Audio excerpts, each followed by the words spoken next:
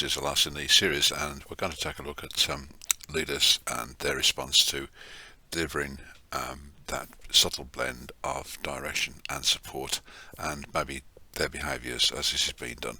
So let's take a look, shall we? Okay, let's take a look at the image, shall we? Lead and learn, and there's a lot going on there. It's powerful, isn't it? Into the leader focus on interventions. As ever, think about this together with the other slides that you've taken, the other clips that you've taken a look at. And here we are, that forming stage. It's very much individually focused, and this is task-led. Okay, so do you know what you're here for? Have you got the resources to do what we need you to do? Do you know what the performance standard is? Do you know what the deadlines are? What's your expected role? What's your expected contribution? And also, I think that at this stage, it's quite natural that leaders will also be focusing on behaviours. What person have I got in front of me here? What positive behaviours are they demonstrating? What areas am I looking at here where we might need to apply a little bit of support? What do we want to grow? What do we want to leave behind? And this is so much easier when it's relatable to a set of outcomes and the processes that take us to those outcomes, the values, the ethics and behaviours. Second stage, again, it's consistent, isn't it? It's about interactions and people. And I think what we're looking at there is actually being quite prescriptive on the way that people interact with each other. It could be simple stuff, showing respect for each other in meetings, no behind the hand conversations. Can we drop the rolling eyes, please? You know, if there's something that needs to be said, can we have it? Can we have it out here and said? What personal difficulties are making their way into our team that cause it to be less than we'd like it to be? What are the relationships that are likely to drive us forward, to carry us forward, to be meaningful, productive and add value? And what are the ones that we're actually thinking about?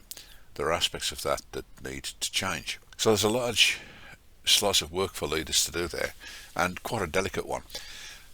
I think what I would say from experience and from talking to other people is, if there are issues that are arising at this forming and storming stage that are left unaddressed, they will come back to bite you later. So it's a really good idea to pay close attention to what's going on and the expectations at this particular stage.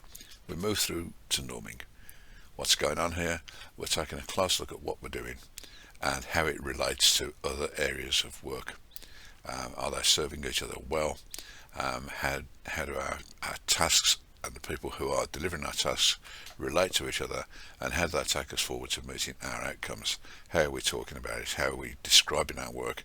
How are we telling the story of our interactions? And if we're doing that and we're doing it well, it's going to take us to a place where the team begins to self-develop, and the leader's role at this point becomes a coaching role, where we're actually extracting from our teams that which is working well, the opportunities we can talk about, the rewards we can build in, the encouragement we can give each other, and how we describe new and interesting journeys.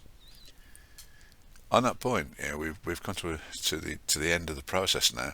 So instead of the usual clip, I'm going to leave you with just something else to think about, and to wish you all the very best. Thank you very much indeed for being part of this process. I've really enjoyed doing it, and please get in touch with me. So on to a couple of closing comments. Okay, so here we are, very much at the end of the dozen or so clips, and what I've tried to emphasise throughout is that we're not looking at a two-dimensional linear model here. It's what it says here: multifaceted, three-dimensional in shifting planes. What do you mean? I mean, it's a bit like a kaleidoscope, really. You can hold up the image to your eye and you realise it's three-dimensional. You give it one twist and one of those planes changes, and it changes the way you look at everything. One of my professional mentors once said to me, there's something that you need to be aware of, John: more roof, more snow. The more you've got, the more you've got to look after. And it seems particularly important to how we might apply the Tuckman model to areas of our work in leadership which just aren't going to do us the courtesy of sitting in small pigeonholes.